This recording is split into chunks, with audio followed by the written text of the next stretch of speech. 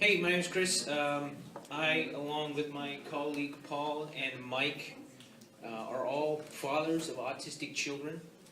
One of the things that we've struggled with as being a parent and helping to guide our sons on their journey in life is access to quality material for learning that is engaging for them.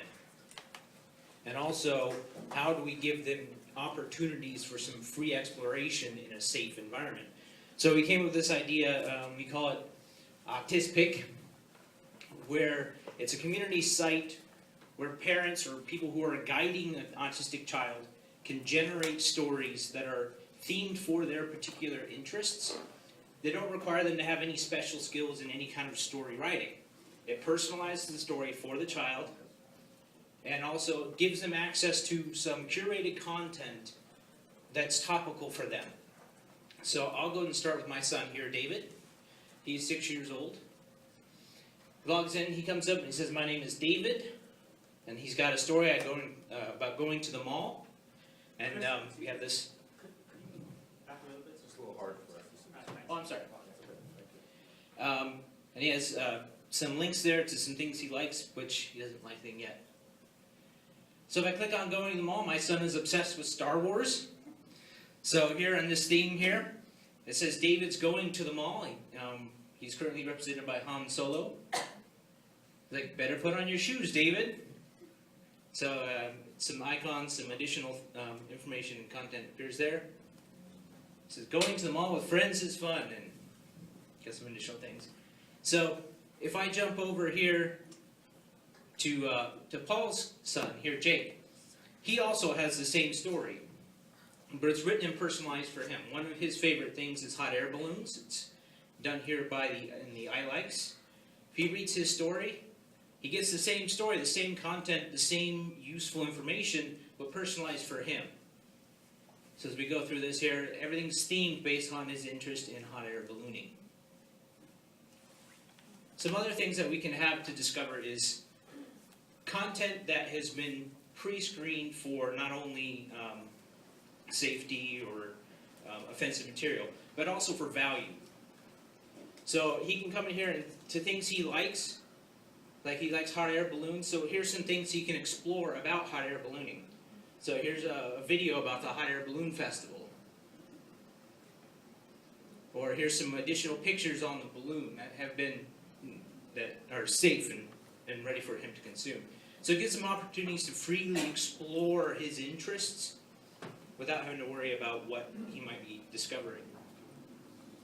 Some additional things we'd like to do with this is to continue building a content engine so that especially professional writers or therapists can produce some themeable stories, deepen the personalization, inject the child in. Though it is perfectly usable on an iPad or other tablet device, we'd like to make it more native so we can start using things like the camera to put the child's picture in, or use the microphones or video for some feedback.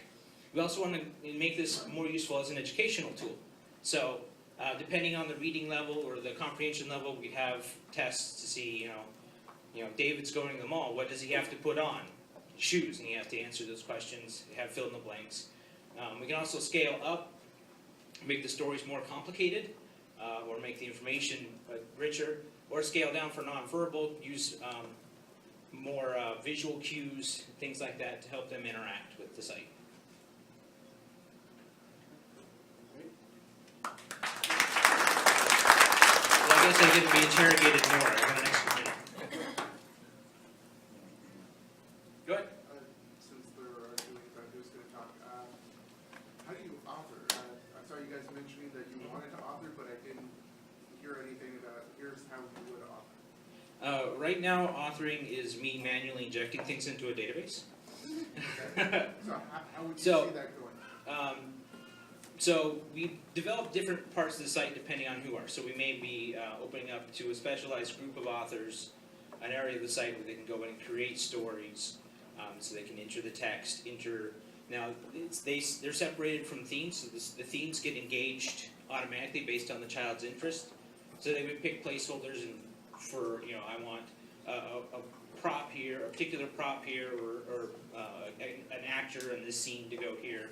So if I understand you correctly, the theme would have, I'm gonna use my son here, Alex. Mhm. Alex's favorite thing, X, whoever it is should go here.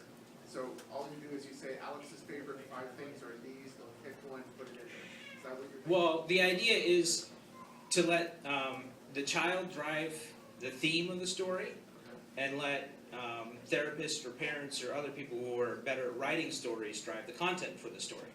So the story is created more generically, and the theme gets applied when the child goes to consume the story.